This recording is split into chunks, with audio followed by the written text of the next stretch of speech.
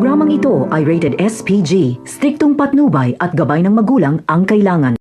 Isang matandang babae nga ang naglalakad sa Quiapo at posturang mayaman ito. Naging mainit ito sa mata ng mga holdapper kaya na-hold up ito. Pinilit nitong manlaban kahit may edad na pero wala talaga siyang laban. Mabuti na lang ay dumating si Noy at Tinding kaya naipagtanggol nila ang babaeng hinold up. Sa tapang ni Tinding ay nagtakbuhan ng mga holdapper. Labis naman ang pasasalamat ng matandang ito kay Tinding dahil niligtas ni Tinding ang kanyang buhay. Nagbigay pa nga ito ng calling card kay Tinding at sinabing kung kailangan ng tulong nila Tinding ay tumawag lang ito. Kaya naman, dito hihingi ng tulong si Tinding para sa kaso ni Tanggol. Mangangako naman ng tulong ang ginang na ito.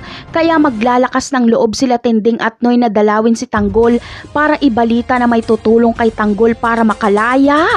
Sasama din sa pagdalaw si Santino at malamang ay sasabihin ni Tanggol kay Tinding ang nangyari kay Mokang. At nang sa ganon ay ipaalam naman ni Tinding kila Marsing na patay na si Mokang. Ngunit ano kaya ang magiging reaksyon ng mag-asawang Marsing at Nita kapag malaman nilang patay na ang kanilang anak? Malamang ay si Tanggol na naman ang kanilang sisisihin. Dahil kung hindi pinuntahan ni Tanggol si Mokang sa mansyon ay malamang ay buhay pa ito. Napakarami pa nating dapat abangan sa mga susunod na episode. Paalam!